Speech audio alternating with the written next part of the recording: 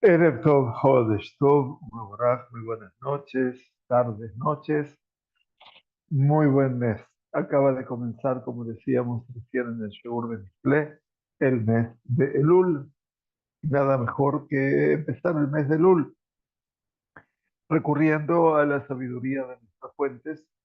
El Sheur de Mishle creo que habló de esta realidad que ocupa al pueblo judío desde hace casi un año y en última instancia todos los que quieran o saberlo de esa realidad, pueden escuchar el Sheur del Mishlei de esta noche que acabamos de terminar. Entramos ahora en Rabbi Moshe ben Maimón, el Rambam, en un avance más de su Sefer Nashim, el cuarto de los 14 tratados que componen su obra de Halajá, llamada Mishneh Torah. Mishneh Torah, que representa el segundo de la Torah, y en este caso, más allá del nombre que se le da a nuestro Humash de Barim, Deuteronomio, segundo a la ley, la obra del Rambam también fue denominada Mishneh Torah o, como se la solió denominar, Yad HaZakah. Yad, que representa la mano, que hace alusión a esa extracción milagrosa del pueblo de Israel de la esclavitud egipcia, Beyad Hazaká Ubizroa Netiyah, con la mano poderosa y el brazo extendido. Esa mano poderosa, Yad Hazaká, también se asocia con Moshe Rabenu, cuando se menciona el final del libro de Devarim, Ulhol Ayad Hazaká, toda esa mano poderosa que también se le atribuye a Moshe Rabenu. Y como afirmaron los sabios, para cerrar un poquito la idea, mi Moshe Beat Moshe lo cam que Moshe. Desde Moshe Rabenu hasta Moshe ben Maimón, que es Maimónides, no se levantó otro como Moisés. Quiere decir que nuestro Moshe Rabenu fue equiparado básicamente con, mejor dicho, el Rambam fue equiparado con Moshe Rabenu, y eso no es poca cosa. Muy bien, estamos entonces en el cuarto libro de los 14 libros que componen esta maravillosa colección del Rambam, y que bien vale la pena detenernos y estudiarla, independientemente de la actualidad que represente la temática para nosotros. El estudio no siempre tiene que ser relevante, que yo creo que lo es siempre, porque cada tema que toca el Rambam a nivel de la halajá echa un haz de luz a muchas alternativas. Hoy llegamos al final a compartir las dos últimas halajot, perdón, del capítulo 21, que hablaba todo este capítulo extenso, son en total 18 alajot, que hablaban acerca de las tareas que la mujer hace eventualmente para su marido y del cual el marido es acreedor de esas tareas mientras están casados, por supuesto. Pero ahora la alajá 17 y 18 nos habla acerca de lo que son los mezonot, la alimentación para una grushá divorciada y sus niños. Eventualmente, el estatus no es igual y esto es lo que vamos perdón, a compartir en este capítulo 21 con vuestro permiso. Bienvenidos y bienvenidas a todos. La alajá número 17 entonces nos dice: Hagerusha en la mezonot afalpi she'i menika et. El marido no está obligado a mantener, pagarle alimentación, sustento a la divorciada, ni siquiera cuando ella está amamantando a su hijo. Habíamos estudiado la semana que pasó que si una mujer se divorcia, no se la puede obligar a criar a su hijo. Por supuesto que una madre con sentido común lo va a hacer. Pero eventualmente, si ella fuera a hacerlo, su ex marido debe pagarle un salario. Y si no quiere hacerlo, debe entregar el hijo a su padre para que él lo críe. Bien, entonces eh, aquí se daba esa situación. Ahora dice, el marido no está obligado a mantener a su divorciada, no tiene que pagarle el mesonot. O sea, hoy en día sí se paga mesonot cuando hay hijos, eventualmente. Si no hay hijos, entonces no hay nada lo que pagar, ni siquiera cuando ella está amamantando a su hijo. אבל נותן לה יתר על שכרה דברים שהקטן צריך להם מכסות ומאכל ומשקה וסיכה וכיוצא. Pero ¿qué pasa? Sí, la mujer estaba amamantando a su hijo. El marido tiene que pagarle, además del salario que ella recibe como nodriza, porque está alimentando a ese niño, debe proporcionarle lo que el niño necesita, ya sea ropa, comida, bebida, ungüentos, medicamentos y todas cosas por el estilo. Ahora bien, dice Abal Ameuberet en la cruz. Una mujer que está embarazada no tiene derecho a ningún pago en absoluto de su ex marido si se han separado. Quiere decir, la embarazada que se ha separado y entonces se embarazó antes de que se separen. En este caso no tiene ningún derecho. Entonces dice el Rambam, Shalmujo Nashav Ugemalatu. Las siguientes reglas se aplican después de que se hayan cumplido los 24 meses del niño. ¿Se acuerdan que habíamos estudiado que por lo menos el amamantamiento duraba 2 años? Cuando se hayan cumplido los 24 meses y el niño haya sido desechado, Ugemalatu, quiere decir Nigmal ayer.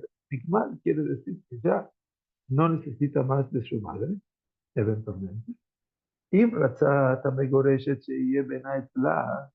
si la divorciada desea que su hijo permanezca bajo su custodia, esto hoy en términos modernos sería la tenencia, Ein mafrishin oto mimena H-I-E ben shesh yamin gemurot. Este no será separado de ella hasta que cumpla su 6º año de vida. Miren qué interesante, ¿no? Porque esto obviamente hoy en día no se da desde el punto de vista legal. Pero, ¿por qué?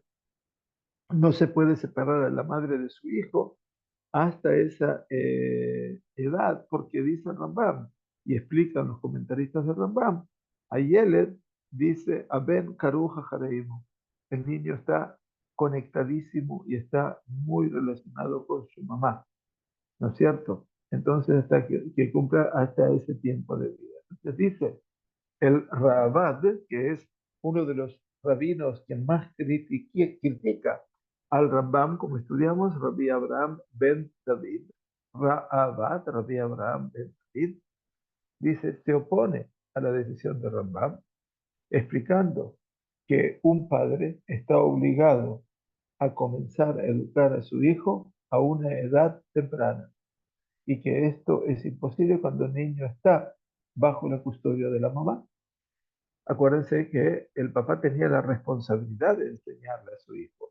Desde el punto de vista de la Hayab le moló, le disfrutó, tiene la obligación de hacer el Brit Milá, de hacer el Pidyon a veces, el primer hijo eventualmente, pero también tiene que de la Torah.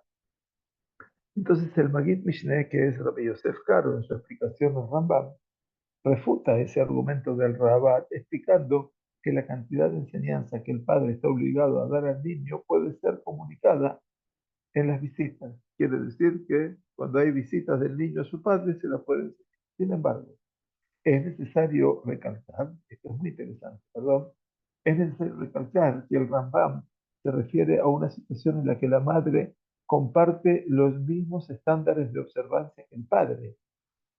Es muy interesante. Si ese no es el caso y la madre no cumple con los mismos estándares, se le debe dar al padre el derecho de custodia. ¿Entendieron ustedes? O sea que eventualmente es es un tema verdaderamente con quién eventualmente habrán de crecer esos hijos. Y aquí está claro de que si la mamá tiene un estándar de vida ti eventualmente suficiente, va a quedar con la madre hasta los 6 años. Hoy en día, por supuesto, esas edades se han extendido mucho más, pero eventualmente todavía una primera etapa en la vida que están con la madre sí o sí. A pesar de que todos los divorcios, lamentablemente, más allá de las discusiones habituales, buscan la tenencia compartida. O sea, todo el mundo lo disfraza, comillas, perdón por la palabra, de tenencia compartida, aunque yo no veo mucho la tenencia compartida. Entonces, en cambio, dice Rambam, Kofin et aviv venoten lo mezonot behuetzen. Entonces, mientras tanto, el padre está obligado a proporcionarle su sustento, mezonot, mientras viva con su madre. Y hoy en día, bueno, tenemos todos los casos y todos los cuadros habidos y por haber donde se produce lamentablemente momentos de discusión y momentos de críticas eh, y fundamentalmente eh, estas comillas, venganzas, llamémoslo así, lamentablemente, y que, bueno, lamentablemente mm, le restan el tema del mensaje. Ahora bien, dice Rambam, Beajar Sheshanim Yesh la Mar, cuando el niño cumple 6 años, el padre tiene derecho a decir, Imu etzli eten lo mezonot, veimu etzlimo eni noten lo plus. Si mi hijo está bajo mi custodia, lo mantendré, pero si continúa viviendo con su madre, no le daré nada. Bueno, aparentemente dice la obligación del padre, estudiamos en el capítulo 12, la halajá 14, era mantener a su hijo hasta los 6 años. Entonces, ¿cómo se juzga esta realidad si continúa viviendo con su madre? ¿Qué significa? Dice, de las palabras de Rambam se desprende que si un hijo desea permanecer bajo la custodia de su mamá y ésta está dispuesta a apoyarlo, tiene derecho a hacerlo. Eso está muy bien. Pero el padre dice, no le daré nada. En la actualidad, hay muchos tribunales que exigen que el padre siga manteniendo a su hijo, incluso si éste desea permanecer con su madre. Por supuesto que esta es la halajá, como le decía, ¿cierto? Entonces, para que vean que eventualmente, bueno, no podemos determinar nosotros la ley y las leyes van cambiando. Ahora bien, dice, Beabá, Etzelimale Olam, Beafirulahat. A una madre, por el contrario, se le concede la custodia de su hija para siempre, incluso después de que ella cumpla los 6 años. Interesante, ¿verdad? O sea, esa ligación con la madre no se la puede negar eventualmente, y dice porque su madre está más preparada para tomarla, para que crezca, para formarla, perdón, para que crezca como mujer, ¿no? El Ramá, que es Rabbi Moshe Isserles, que nos trae toda la halajá, la jurisprudencia desde la perspectiva ashkenazí, en el tercer tratado del Shulchan Aruch, que se llama Eben Isber, como mencionamos, establece que esta ley se aplica únicamente cuando el tribunal considera que la mejor para la hija es permanecer bajo la custodia de la madre. Y eso tiene razón.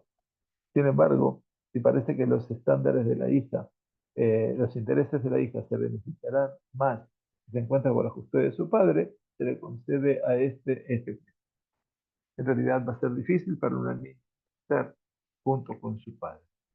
Keitzad, pregunta entonces el Lajá 18, respecto a esto último que se dijo. ¿Qué implica esto? Allá Aab Raúl Litzaka, Motziim Mimeno Raúl Lobe al Korjo. Dice, si el padre es suficientemente rico como para estar obligado a darse de acá, entonces, Motziim Mimeno Raúl Lobe al Korjo.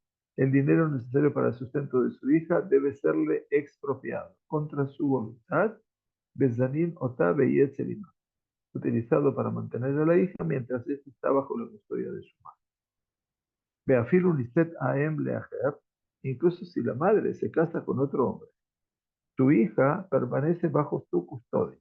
Esto es un adelanto, realmente, ¿no? Beavía, Zan Ota Mishum Tzedakah Amuta Al. Y el padre está obligado a proveer para su sustento hasta su muerte, la muerte del padre, como un acto de Tzedakah. Muy interesante. Betizón, Minejasab Moto. Además, incluso si el padre de la niña muere, ella, la niña, tiene derecho a recibir su sustento de su patrimonio. Quiere decir, Minejasab, de los bienes del padre, que es, dice, Aharmotó, Bitnai Ketubá, Veía Etzelima. Quiere decir como una provisión de la Ketubá, de la mamá, aunque permanezca bajo la custodia de su madre, y la madre, por supuesto, va a poder cobrar esa Ketubá.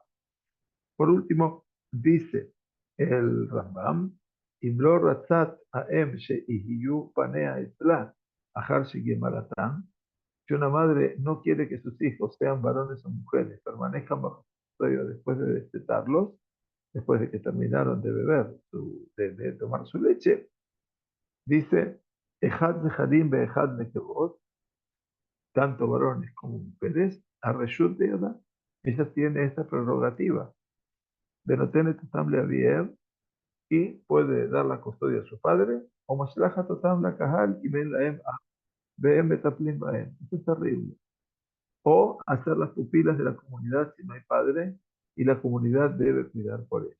Yo espero que esto es solamente una teoría, porque realmente parece una cosa completamente desquiciada no hacerse cargo, obviamente, de sus hijos, a no ser que la mujer esté enferma mentalmente y que no pueda hacer nada por ellos, es una alternativa. El Magid Mishneh, que es Moran Yosef Karo, afirma que esto implica que la mujer no tiene ninguna responsabilidad de criar a sus hijos. El Maaser Rokeach, que es otro de los comentarios que estudiamos, más agudo, sostiene que si la madre tiene medios, está obligada a proveer para el sustento de sus hijos y no puede dejar la carga sobre la comunidad. Sin embargo, no necesita criarlos en su casa para que para que esto no disuada a otros hombres de desear casarse con ellos. Esta última opinión, sin embargo, no se menciona en el Shulchan Aruch, en tercer tratado se ven a Esther, ni en sus comentarios cuando se trata de esta situación. Y no se menciona simplemente porque es antinatural. Y el ser antinatural, obviamente, se trata de evitar ese comentario. Así que veámoslo como algo muy interesante y muy desnaturalizado, lamentablemente. Muy bien, aquí termina el capítulo 21 y nos vamos ahora eventualmente al capítulo 22. Aquí tenemos una traducción que es inmediata, literal, a veces mejor, por eso tratamos de corregirla eventualmente, pero fundamentalmente tener una posibilidad concreta de poder estudiar el Rambam en español, que no es simple. Bienvenidos los que se van sumando, Jodesh Tov. Un extenso capítulo 22 que nos lleva a 35 alajot, las cuales rondan el tema de Huyot Baal Benichtei Isto, los derechos que tiene el marido sobre los bienes y las propiedades de su esposa. Entonces tienen que recordar que había bienes que la mujer trae a su casa y que el hombre también tiene que hacerse cargo de su responsabilidad. Ahora vamos a avanzar con respecto a todos ellos eventualmente y vamos a tratar de avanzar. Les ruego un minutito nada más para poder volver. Voy a detener nada más el video. Un minutito, ¿dónde están?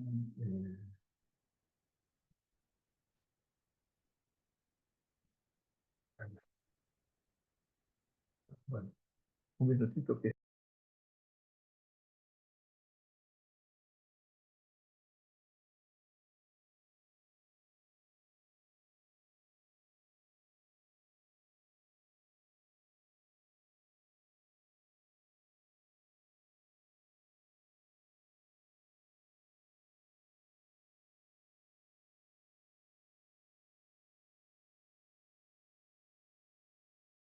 Muy bien, perdonen la interrupción. Vamos entonces a ver este capítulo 22. El capítulo 22 comienza diciéndonos, Abal Kodem Lechol Adam Birushat Isto. El marido tiene precedencia sobre cualquier otra persona en lo que respecta a la herencia de los bienes de su esposa. Esta es una de las condiciones de la que tú vas, digámoslo de paso, ¿cierto? Entonces dice, como se explicaba en el capítulo 12 que ya mencionamos, en el Alajá 3, y distintas notas, este es uno de los 4 privilegios que los sabios le otorgaron al esposo como parte del contrato matrimonial. Bien, esto lo estudiamos en su momento. Entonces, Umeimatai y Yerusha. ¿Cuándo se adquiere el marido este derecho de heredar los bienes de su esposa? En este caso dice Mishetetzeme Reshuta bien. Cuando su mujer abandona el dominio de su padre, es decir, la mujer se casó siendo pequeña y el padre determinó que se podía casar con este hombre. Y entonces ella sale de la autoridad del padre. Beafalpisha Adain lo a la jupá, aunque no haya entrado en la jupá, quiere decir que todavía no se había casado, no tenía en este caso el privilegio o la suerte de casarse. Entonces la segunda fase del matrimonio, que es Nisurín, no comienza hasta que la mujer entra en la jupá. Y esto es recién en ese momento en que el contrato matrimonial entra en vigencia. Sin embargo, en este caso se hace una excepción, como se explica en la siguiente Salahot. Entonces, supuestamente, cuando adquiere el marido el derecho de heredar a su mujer, cuando ésta abandona el dominio de su padre, aunque no hayan entrado en la paz. Dice, ¿por qué? Hoy el Benazat, Birshut Bala y llena. Puesto que la mujer ha entrado en el dominio de su marido, entonces él tiene derecho a heredar su patrimonio. Este sería el lenguaje. Entonces, si ustedes entienden, esto de entrar bajo el dominio representa el estatus económico.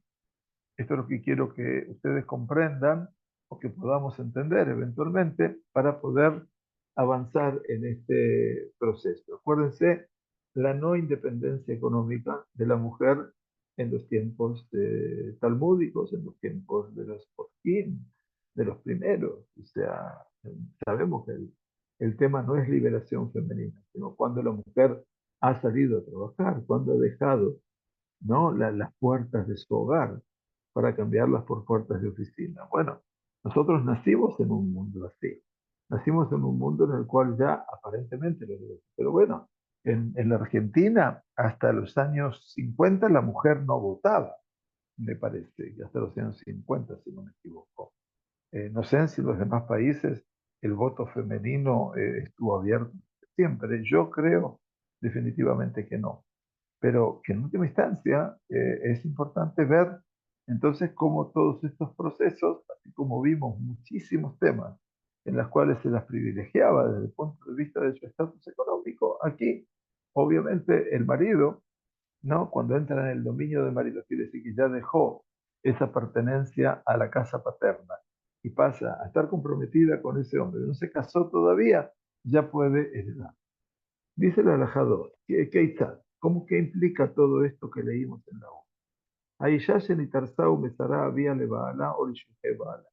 Estudiamos, cuando una mujer ha sido consagrada y su padre la entrega a su marido o a sus emisarios, sus agentes, quiere decir los emisarios del marido. O Mesarú Ashluhei Hable Baala o Lishluhei Baala. O los agentes, los emisarios del padre, de la mujer, la entregaron a su marido o a sus emisarios del marido. Umeta Baderes Kodem Shetikat Jupá, y la mujer muere en el camino antes de entrar en la Jupá.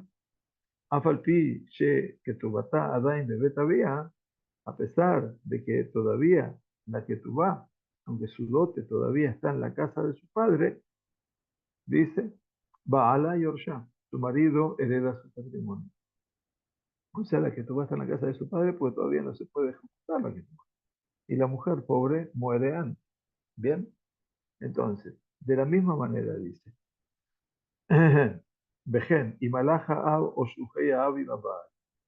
De la misma manera, si el padre de la joven o sus emisarios fueron junto con el marido, Benihnas y Maba Alá Bederej Ejatial, y el marido entró en privado en un patio junto con su novia con la intención de casarse, dice, Im Leshem Nisuim, ¿qué quiere decir Leshem Nisuim?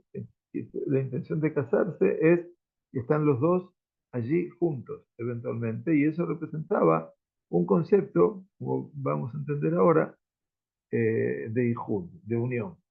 Además dice, si el patio pertenece al marido, se supone que la pareja entró con el objetivo de casarse, incluso cuando no lo declaran. Esta es la opinión de todas las autoridades. El Magid Mishneh explica que también la comparte el Rambam. Entrar a un patio que pertenece al marido implica el Ijud. Ijud significa estar solos. Y el estar solos implica la posibilidad de cohabitar. Y por lo tanto ya eso es casa.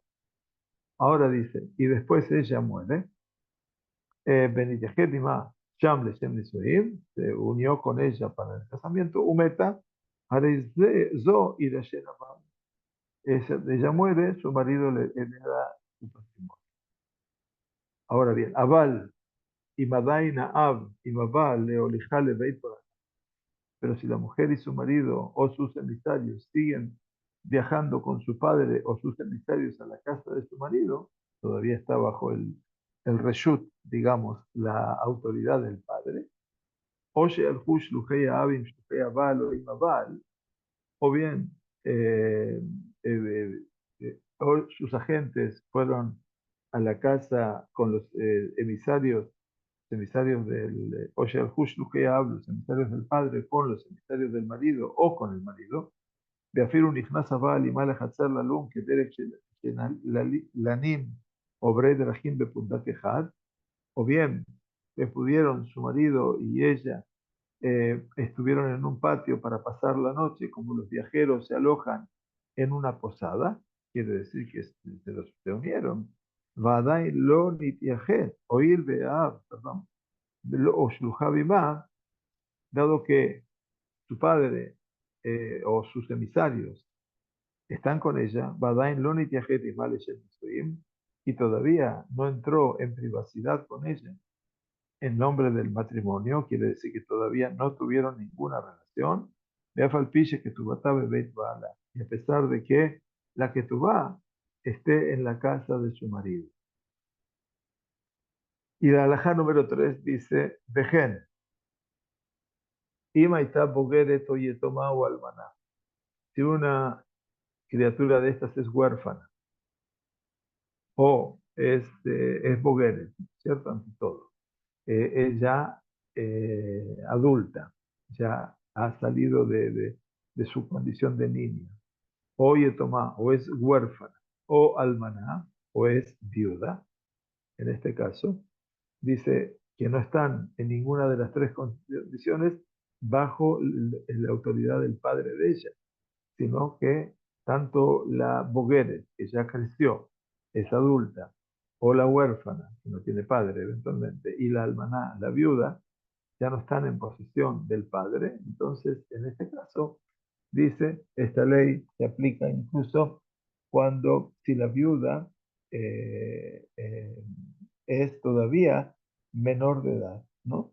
O sea que puede ser menor de edad, o sea que se comprometió y después el marido fue a una guerra y murió. Entonces, de la misma manera dice, Vejeni Maita Bogeret o Yetomá o Almaná, adulta o huérfana o viuda, Bealja y Beatzmami Beit Avía de Beit Bala, y ella fue por sí mismo de la casa de su padre a la casa de su marido, de Beit Bala, quiere decir por iniciativa propia, Beinima lo Baal de los Shuhab, y eventualmente sin estar acompañada por ni su marido ni por los emisarios de su marido, Umeta Baderech, y ella muere en el camino, Eina Baal y Oreshotá, el marido no la puede heredar. ¿Por qué no puede heredar su patrimonio? Porque no se pudo casar, ¿no es cierto? Sin embargo, una vez que su marido o sus agentes, sus emisarios la conocen, él tiene derecho a heredar su patrimonio. Pero mientras tanto estaba yendo por iniciativa propia, pero no se conocieron. Muy bien, la alajá número 4. Anose Isha Sheia Suralo. Un hombre se casa con una mujer con la que tiene prohibido tener relaciones con ella. Está prohibido. Quiere decir Asurabe Isur Lav o Ase, con una prohibición negativa o positiva. O porque es una prohibición de segundo grado que fue establecido por los rabinos, Shakidushim Tofsim. El casamiento puede ser efectivo. Sin embargo, en todas las prohibiciones de relaciones sexuales pecaminosas o incestuosas, los Kiddushin, en este caso, no son válidos si ha sido una relación incestuosa y por lo tanto el marido no la puede heredar. Entonces dice Rambam, no sé, ya un hombre se casa con una mujer con la que tiene prohibido tener relaciones, Hoil Beyesh lo va Kiddushin, dice, y meta tachtav, y ella muere durante la vida del marido. Él heredará su patrimonio cuando su consagración de ella sea vinculante. O sea, si los Kiddushim fueron vinculantes, si, o sea que los Kiddushim sí existieron, entonces puede mantenerse, puede heredarla. Eh, a no ser de la misma manera, un hombre que se casa con una ketana, acuérdense que la ketana es una niña que todavía es niña, no se ha desarrollado, pero se comprometían con esas niñas para después, cuando ya podían eventualmente ser mayores de edad, a partir de los 12, 13 años, ya podían entonces fundar una familia. Entonces, dice, Vejena no sepa Ketaná, dice, de manera similar, un hombre que se casa con una Ketaná y dice, después de la muerte de su padre, a no ser Ketaná, Afalpisha Inki Dushek Murim, hereda su patrimonio si ella muere durante su vida, incluso su consagración con ella no estaba completamente vinculante, a pesar de que era Ketaná. Y entonces sus Kiddushim no eran vinculantes, así todo la puede heredar para la mujer. ¿Por qué? Porque ya no sé Ketará, quiere decir, él mantuvo ese vínculo matrimonial con ella, a pesar de que el Ketubá obviamente no sea vínculo. Pero el Jerez dice, perdón, Abalpiquea, Shenazá Jerez, que un hombre con capacidad mental se casa con una mujer sordomuda, miren ustedes, y meta lo irá lleno. No tiene derecho a heredar sus bienes cuando ella muere. Y esto es muy interesante, porque la razón es que no tiene derecho a una ketubá. Además, dado que no es responsable de sus acciones, no tiene derecho a transferir la propiedad. Entonces, aquí estamos hablando de la jerez, ¿no es cierto? ¿Y qué significa? La ketubá dice, eh, Lotiknu, Jajamim ketubá, la jerez que lo y maneumi la setutá. No establecieron los jajamim que la jerez, la sordomuda, no tenga que recibir una ketubá para evitar que la gente no quiera casarse con ella. La gente no yorshá, y por lo tanto el hombre no la hereda, porque la yerushá, la herencia, está como condición de la ketubá, y si la ketubá no estuvo, entonces no se puede. Entonces, esto es interesante. Entonces, dice, si con capacidad mental, él es una persona lúcida, se casa con una sordomuda, vean aquí que están equiparados aquí el piqueaj con la sordomuda. Es muy diferente hoy en día todo este desarrollo, no hay ninguna duda, y esto lo tenemos que analizar a la luz del crecimiento de lo que representa no la medicina, sino el desarrollo y de la conexión, de la conectividad. En la antigüedad, el sordo mudo prácticamente vivía en una situación desquiciante, lamentablemente, porque no había forma de comunicación, y al no haber forma de comunicación, todo esto representaba un retraso total. Entonces, si un hombre con capacidad mental se casa con una sordomuda, dice Rambam, no tiene derecho a heredar sus bienes cuando ella muera. Si ella muere, ¿por qué no? Eventualmente porque dice, aunque el Rabat se opone a esta decisión, el Shulchan Aruch cita la opinión de Rambam, porque ella no recibió Ketubá. Y dice la explicación de los Jajamim que no le dieron Ketubá para evitar que alguien la tome. Porque si la Ketubá eventualmente estaba establecida como legislación de ese vínculo, entonces seguramente podría heredar, pero no la puede heredar, no tiene derecho a heredar sus bienes cuando ella muere. Esto es lo primero que explica. Beajeresh Shenasapi Kaja Tumet. Ahora, ¿qué pasa cuando el sordomudo es él? Y se casa con una mujer, picaja, quiere decir, con total estado de capacidad mental. B, dice, eh, Humeta, y ella muere. La que muere aquí es ella, y la llena. Debe heredar sus bienes, la puede dar podrá heredar.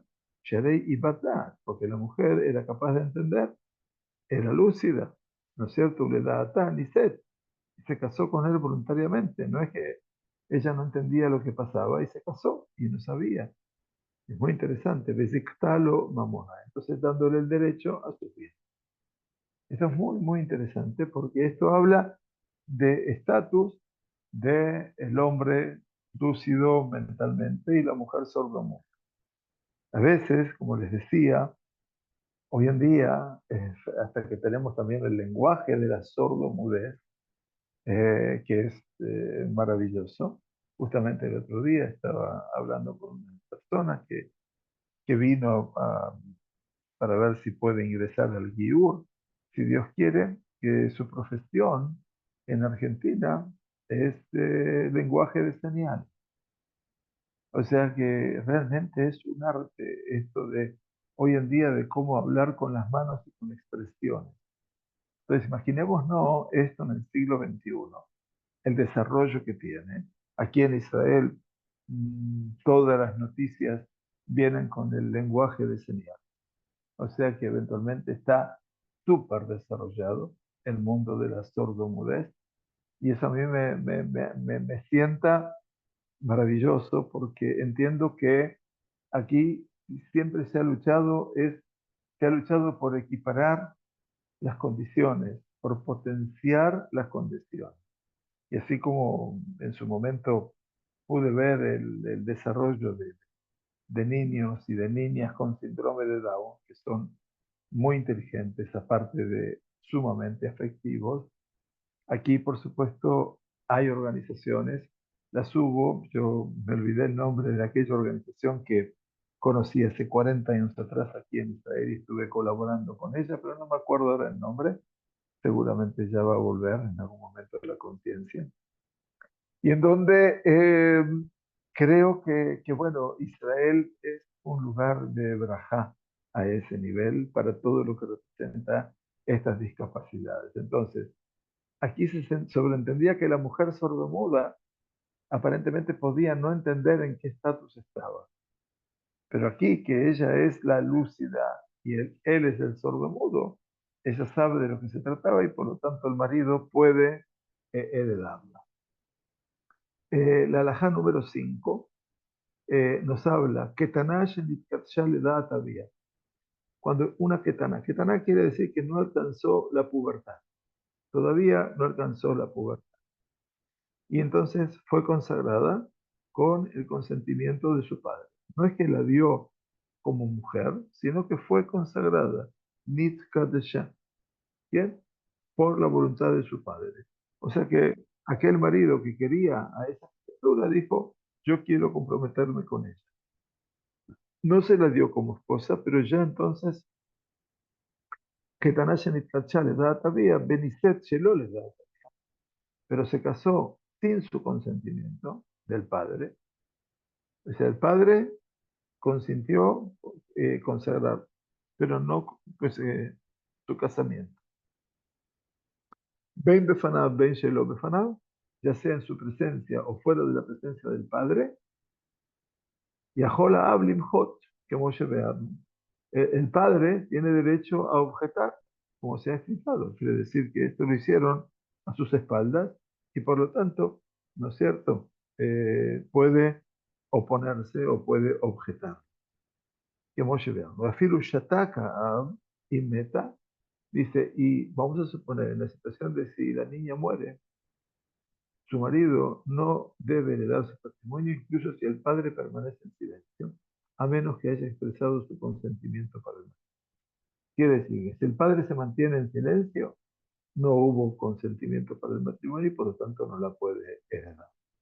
Bien, bueno, la alajá sexta, que es la primera parte que vamos a estudiar hoy con respecto a la herencia del marido de los bienes de la mujer, nos dice entonces los Geonim, que son los sabios que habitaron en Babilonia del siglo 8 al 11, como estudiamos, la primera gran referencia de todo lo que representa el desarrollo de una alajá fuera de la tierra de Israel. O sea que hasta el siglo 8 tuvimos una presencia y después también pero ya la presencia en Eretz Israel fue infinitamente menor, lamentablemente, hasta que el centro basal de la existencia del judaísmo fue Babilonia. Nos dice entonces que los Geonim aquí establecieron pautas nuevas. Los Geonim entonces dictaminaron, plural, que cuando una mujer enferma, Sheisha Shehalta, Aisha Shehalta, Halta quiere decir que enfermó. Y quiero decirles que en épocas donde se conocía poco el desarrollo de todo lo que eran las enfermedades, cualquier enfermedad era problemática. Dios no permite y por lo tanto podría tener temor de morir. Entonces, esa mujer, Aisha Shekaltau Bikshami Baalash y Garshena, y le pide a su marido que se divorcie de ella. Betetsebe lo que tú va, que quiere decir que entonces no heredar sus bienes, ella, no, el marido no va a heredar sus bienes, obviamente. Entonces, ¿ella qué quiere? Ella quiere que su marido no la herede a ella, sino sus familiares. Entonces, ¿qué dice? Que le pide que se divorcie para no heredar sus bienes. Entonces, lamentablemente dice, eh, En Shomimla, sus palabras no son aceptadas. Aunque ella dice, acepta perder la que tuvo. Incluso Filo Ambra, Ani son a oto veini amor.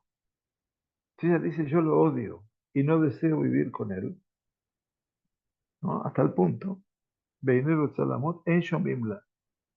Dice, sus palabras no son escuchadas, no son aceptadas. Vein danim la din moredet. Dice, por lo tanto, dice, y no es juzgada como una mujer que se revela contra su marido. Ese es el din moredet. Moredet quiere decir que se opone, lo estudiamos en el capítulo 14.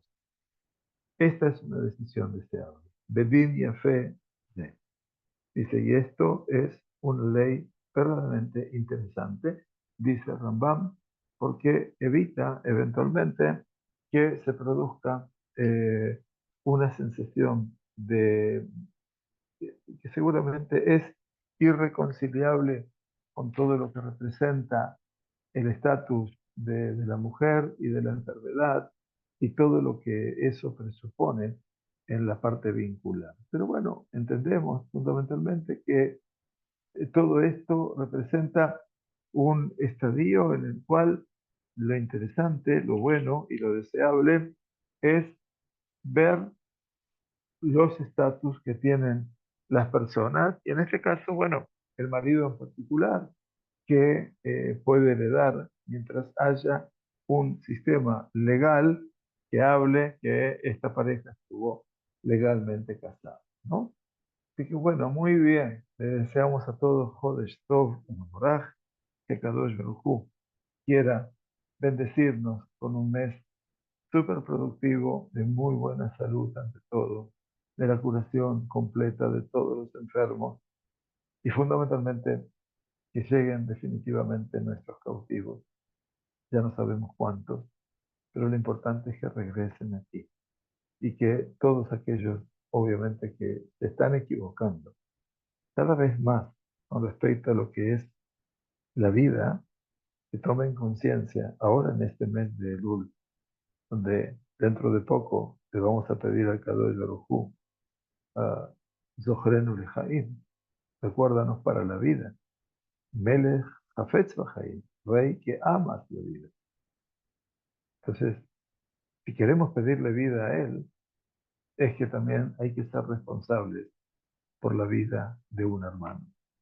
Y tal vez eso sea el despertar diferente para una sociedad que se ha desangrado, que se encuentra dividida, que se encuentra sin vida, que sufre los avatares del cuerpo, de la mente, del alma, de las emociones, de lo espiritual, donde todo parece una gran confusión, como decía.